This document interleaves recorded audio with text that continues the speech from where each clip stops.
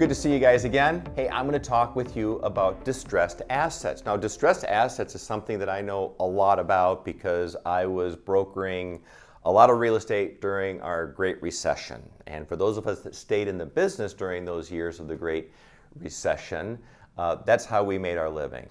But first, introductions.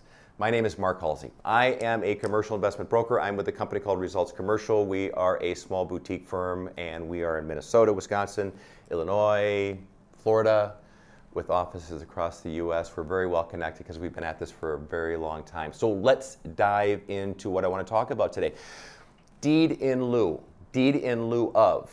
In lieu of what? In lieu of foreclosure. And the reason why is because the other day I was talking with a client of ours, and he's in a distressed situation, and these are no fun. It's our job to help them through these situations, and I have done this so many times over my career, and here we are, we're faced with it again. And people get into distressed situations for lots of different reasons. The market can start to crash, people can make bad purchase decisions, they make bad decisions with their assets, they put too much money into their assets. The next thing you know, they are upside down, they're twisted all around. Vacancy issues. This individual actually faced multiple issues. In fact, he just got done clearing out a major tenant in the building. He put in a new tenant, and it took no more than a month or two, and the new tenant said, nah, I'm out, I'm belly up. He put way too much money into the property. So today when we look at the value of this property, we're saying, oh, you got like $5.3 million into this property on probably a $3.5 million property. You're upside down. And so good brokers with good CPAs and tax attorneys, and we all put our heads together and we start to try to solve these problems for our clients. And so I said to him, have you considered doing a deed in lieu? And he's like, I don't know what a deed in lieu.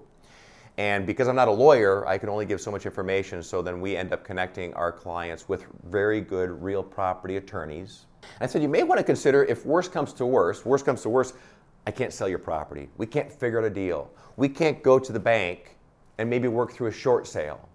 And you guys probably know what a short sale is, but a short sale is, say I have a mortgage for $5 million. The market says it's only worth $4 million.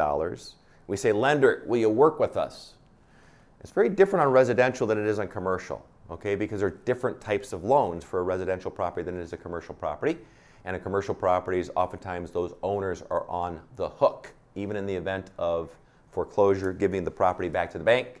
The banks can come back and say, thank you very much, but essentially you have a personal guarantee with this loan and we're going to get our money from you. You guys, we happen to be in a market right now, we're in a tough commercial real estate market. Very opportunistic market, right? You've heard me talk about that with the contrarian investor and other things like that on the buyer side. On the seller side, it can be a pretty tough market, especially in, obviously, office. Office is our weakest category right now, and there's some areas of the retail sector that are also suffering. Industrial still gangbusters, multifamily still gangbusters, and a lot of the A retail is still doing quite well too, for that matter, but you start getting into some of the B and C retail, it's a little bit different story. And office almost across the board is still hurting. So when we get back to this idea of what do we do in these challenging markets, and we start to say, well, do they foreclose on the property? Do we figure out a short sale? Do we do a deed in lieu of foreclosure? So that deed in lieu is what I'm talking about. Sometimes it's called giving the keys back to the bank. It can kind of work hand in hand with a workout. So a workout is a terminology that we use when we're dealing with a property that might be upside down. We owe more than it's worth in the market. Now we need to work something out with the lender. We come up with a settlement. And a deed in lieu can be that tool, that instrument where we can avoid foreclosure, not go through a technical short sale, and basically say, hey bank, will you work with me? I've been really good with you, I've been straight up, I've been honest, I've done my very best to make all my payments, and now I've got to get out of this thing. Will you work with me?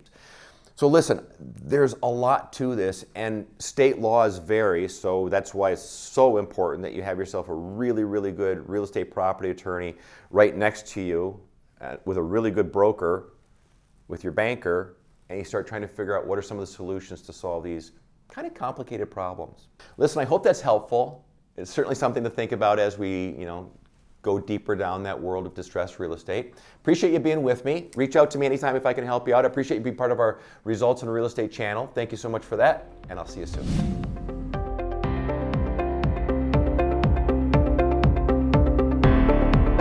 Guys, I love real estate. I think you do too. I think you're gonna really like our channel, Results in Real Estate. We got a ton of content. I hope you're gonna check it out. Subscribe to our YouTube channel, Results in Real Estate.